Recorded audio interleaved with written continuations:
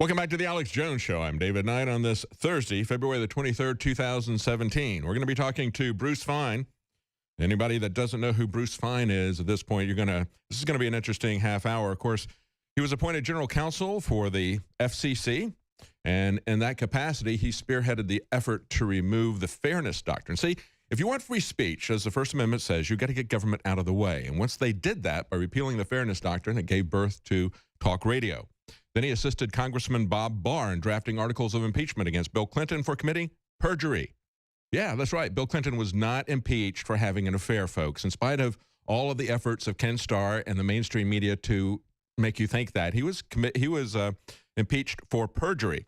Then he went on to serve on the American Bar Association's task force on presidential signing statements. He's represented Ed Snowden's parents and the surveillance of American citizens with the NSA, the unconstitutional surveillance. Also worked with Rand Paul on that issue.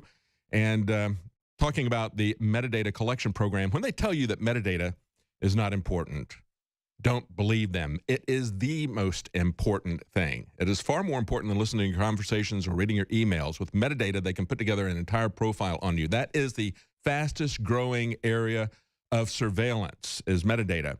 And of course, they do that under the Section 215 of the Patriot Act. And you might remember when we had Michael Hayden go to Washington and Lee Law School and brag about the fact that he said, I didn't need any Section 215 to spy on people. I had a direct order from the president. So he didn't care about the Patriot Act. He doesn't care about the Constitution. If he gets an order from the president, he does it. And he brags about it. It was really, I had an order from the president. That is how close we are to a total dictatorship. People accept that. People don't notice it. Even when we report it, people don't care. But someone who does care is Bruce Fein. Joining us now is Bruce Fein. Thank you for joining us, Mr. Fein. Inviting me. Let's talk a little bit about the military-industrial complex, because we've had some news happen in the last couple of days. Of course, we've had a very unusual trip by John McCain, who has traveled secretly to Syria to meet with so-called moderate rebels there, these people who have been getting weapons sent to them. And, of course, it was reported by antiwar.com that CIA's arms for Syrian rebels were frozen for the last month or so. I wonder, do you think that's going to change now that Michael Flynn is gone? Because he was the one who was talking about it. We had Seymour Hersh who was talking about it, quoting Michael Flynn, saying the government, the CIA, is arming these rebels in Syria. We're arming ISIS, and it stopped for the first month while he was there. You think that's going to change now? Well, if I could just step back for a moment to try to paint the landscape we're operating on, which is truly frightening. You mentioned, for example, the indiscriminate surveillance collection of metadata on all Americans, but think of this. We now have in the White House, who was ever the occupant, Republican, Democrat, man or woman, the claimed power to kill anybody on the planet, to play prosecutor, judge, jury, executioner, to kill anyone the president decides is an imminent threat based on secret evidence. He invokes state secrets to cover up why he chose somebody to be killed. There's no oversight by Congress. So we have now endowed the presidency with more power than King George III. I mean, he's virtual God. Yes. And all that it restrains him is just his own sense of who he wants to kill and who he doesn't. But it's not law anymore. Could you imagine this? If you could kill anybody you wanted, courts could never look at it because you got state secrets. You don't ever have to explain why you thought somebody was a danger. I mean, you would be the very definition of a tyrant. But that's just background to show that we're so far away from having any constitutional dispensation that our founding fathers would be wondering, why do we show up at Lexington and Concord and Valley Forge if all we did is get back to King George III in even worse shape? But putting that aside, we have much worse shape because he never had these kind of weapons, did he? He never had the ability to hit anybody. And, I think it's interesting, before we move on to this other stuff, I think it's interesting when we look at this, that these very tools now, it's even worse than that because we don't know who the dictator is. It's really the dark state who can take down the president, as we see with these. They're now turning the surveillance against members of his cabinet who would oppose them in their secret wars. Well, true enough, but remember, the president still, and I've been through every presidency for 50 years with Nixon, and the president does it, it means not illegal. Donald Trump could fire, if he wanted to, the CIA head, NSA or whatever, if he thought they're spying on his own administration. That on. They spy on the administration. They spy on members of Congress. There's nobody exempt. They spy on the judges. I mean, the surveillance program that Mr. Snowden revealed showed that there were no exempt categories. Not you, not me, not Supreme Court justices, not members of Congress. Nobody. They just vacuum clean everything. But still, there's not been an instance, if a president really wanted to say, well, you're fired, I'm appointing somebody new, that wouldn't be complied with. If it was, then you're right. At that point, we no longer have law, and we're back to a state of nature. So we just need to make sure that there's accountability, and the accountability that's even worse is the cowardice of Congress. Now, we talk about, well, is the president going to do this or that in Syria? Well, it's Congress under the Constitution that's supposed to declare war. It's Congress that's supposed to decide this. And, they go to the White House like Henry IV at Kenosha and beg, well, please don't do this, please don't do that. It's their decision.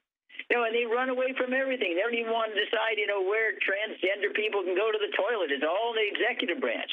And that's totally turning the Constitution on its head. The accountable members who have the most transparency and have greater access to influence by their constituents is the legislative branch, and that's where the Constitution entrusted. We have, over the last decades, as we become an empire and be more concerned about a president being president of the world than being president of the United States, being more concerned by controlling what's going on in Nepal or Iraq or Baghdad or Manila than we are on Detroit or Chicago. We have transferred virtually limitless power to the executive. And the other two branches are now virtual ink blots, which is very, very dangerous, and certainly the opposite of what we call, government by the consent of the governed. Because as you point out, how does the executive branch operate? Largely in secrecy. What we know comes from leaks, that come out, not because there's sunshine. Which absolutely. is different than when typically you look at the Congress or the judicial branch; they operate in the open. And when you talk about Congress abdicating its authority, they've abdicated it to these regulatory agencies, who then pass rules that have the same effect as laws, except they maintain that these are civil laws. So we don't have any Sixth Amendment protection. We don't have the assumption of innocence. We have a presumption of guilt, and they can assess excessive fines against us. We don't get a trial in their courts. And so that's the really dangerous thing about it. We not only have taxation without representation and excessive fines, but we also have legislation without representation, don't we? Well, that's right, and you're exactly right. And Congress then sits there after they delegate and give all the power to the agencies. Then they'll stand up real brave on the floor of Congress, and say, "My gosh, the EPA is out of control," or "Department of Interior is out of control," or the SC, the Securities Exchange Commission. But the reason why they're out of control is because Congress gave them all the delegation. It's like a parent complaining after they give the teenager the keys to the car. When he's drunk, he goes out and he has a crash. Well, what do you think's going to happen? These legislators know exactly what the agencies are going to do. They studiously seek to avoid accountability in deciding anything. So they say, okay, we'll give it elsewhere, and then we'll run away and carp when they do something wrong. A good example of that is Nancy Pelosi, isn't it? When she said, well, we don't know what it is. We'll have to pass it and then find out, because we're going to hand it over to a bureaucracy. Yeah. Well, they hand over, and Dodd-Frank, my gosh, that monstrosity, literally thousands of rulemakings because Congress didn't want to decide anything. The fact is, if it's too complicated for Congress to decide, it's too complicated for the government to get involved in at all. They can't write the darn statute with sufficient specificity to have the policy come back and be accountable to them, then don't write it at all. They got experts that they can call before Congress. I testify up there regularly, so don't tell us it's because only the agencies get expertise. You can get all the expertise you want. It's that you, as a member of Congress now, wants to run and hide from the American people, wants to blame everything on everybody else, and then go back and say, well, please elect me because I like being an ornament and don't decide anything. That's the cause of this. And that as bad as the executive branch has been, it pales in comparison to the congressional branch. It's turned into a virtual, it's almost like a mafia shop. If you want to be on a committee or be a chairman of the committee, you got to raise hundreds of thousands or millions of dollars for the particular political campaign committee that you're serving under. It's not merit-based. It's not based upon how much you know what you're doing. It's all it is money there. And so in order to get your legislation passed, you got to go raise money for the party. which is totally wrong-headed. You want people who know how to do oversight because of what their brains are and what their character is. So that is where, in my judgment, the greatest amount of nonfeasance, if you will, is occurring. We have got to get Congress back in the business of being accountable, kick them out if they're not willing to be accountable, get people who will do real oversight, make the government smaller. You know, despite all of the claims on both liberal and conservative sides, you and I know every single year for 50 years or more, no matter what the pledges are, the government goes in one direction. What one? Gets bigger. You know, they talk about tax cuts, they talk about scaling back this or that. Well, how come every single year, you know, that budget keeps climbing? Now it's $4.3 trillion. You know, the Federal Register gets thicker and thicker. The number of laws gets thicker and thicker. Our liberty is more and more encroached on. It's a one-way street. And that's because Congress lets it go a one-way street and won't stand up for our liberty. Well, we're hoping that things were going to change. We were able to get Boehner out, and then we got Paul Ryan in, and he's a perfect example of how these guys abdicate their authorities you're talking about to these bureaucrats, and then they come riding in like a knight on a white horse, and we just literally had Paul Ryan taking an interest in the border for the first time. That's what he was elected for. The Republicans were elected in Congress. It's one of the things that was key in the election. So for the first time, he takes an interest in the border, and he goes down there and rides around on his horse. We're going to come right back with Bruce Fine. Thank you for joining us, Mr. Fine. We're going to be right back. Stay with us. Welcome back to the Alex Jones Show. I'm David Knight, and we're going to go back to our guest, Bruce Fine, in just one moment. You may have caught our broadcast. We played excerpts from that in the last hour. Our broadcast yesterday, 13-hour live broadcast. Why did we do that? Well, we try to fund our operation not by getting sponsors because we knew we were open to boycotts there, but we tried to do it by selling the very best quality products that we could find, supplements and other things like that. We're going to tell you some of the specials that we have on that at InfoWarsStore.com. We have a site that is not political. These ads that we run for colloidal silver and super male vitality, brain force, things like that, they're not political. And yet we now have AdRoll as a surrogate for Google saying, we're going to boycott your ads. So this is not organizing a sponsor boycott, but they're not going to boycott our ads. So in response to that, we did a 13-hour broadcast yesterday. We now have extended the specials that were part of that broadcast. Super Bullet, colloidal silver, 33% off stock price. Super Male Vitality, 25% off. Brain Force, 25% off.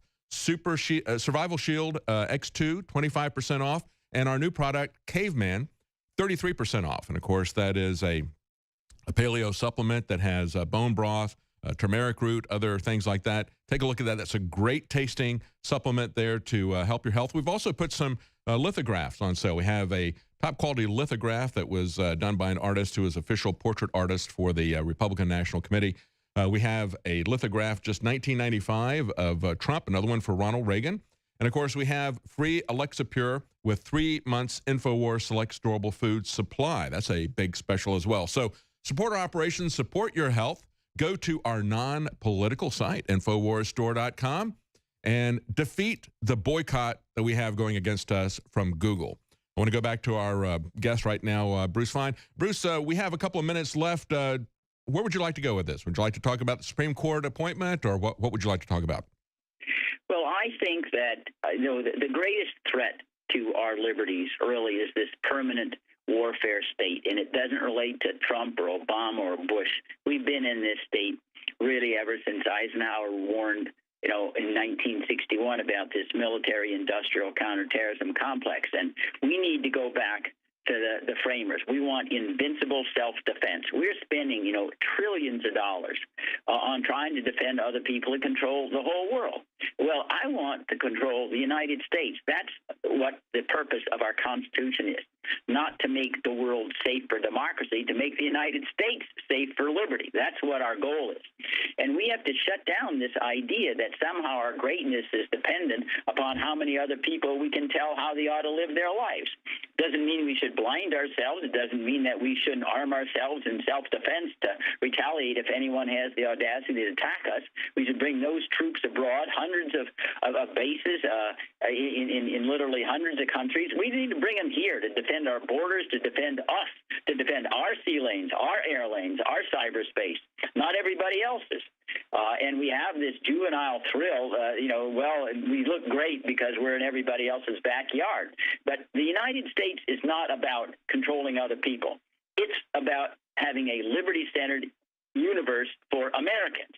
That's what our country is about. We are great when we give everybody a fair opportunity to develop their faculties, pursue their ambitions, and enjoy liberty without domestic or foreign predation. We are not great by building pyramids, going to the moon, or any other place. Individuals can do that. That's not the business of government. We are a government that is there to serve the people. The people don't serve the government. And we have gotten away from that with a $4.3 trillion budget, and it's thought that the government does everything and the people do nothing. No, it's the other way around. And we need to slowly retract, the size and the scope of government activities, so we recognize that our true ambition and vision, our true birth certificate, is liberty, not domination. Absolutely. And, we cannot give freedom to other people. Freedom is something you have to take for yourself. We cannot give it to people. And we have gone through this process over and over again of regime change. And all we do is leave a country in ruins. And when we try to do this, I'm so concerned about all these people who are saying, well, the refugees have a right to come into our country. Where was their right not to be attacked? Where were these people when Obama started expanding the wars to other places and bombing them to create the refugees in the first place? Why didn't they criticize that? You're exactly right. And this is what I thought was crazy, if you will, about this preoccupation with Mrs. Clinton, as bad as it was on Benghazi. But how about Mrs. Clinton created 2 million refugees fleeing Libya, going all over Europe, all across the Mediterranean, thousands of people dying and drowning. She took a country, turned it into wilderness, and called it humanitarian. Why is the silence on that? You're exactly right. We create the refugees and then complain, and how come the refugees are coming here? Because we created them, and we're still creating them. We're still creating them. It repeats itself. In the Roman times, they turn a country into wilderness and call it peace. Yeah. Well, it isn't peace. It's wilderness still. Even we're out of time. We're out of time. Thank you so much. You're on fire for liberty. Thank you, Bruce Fine.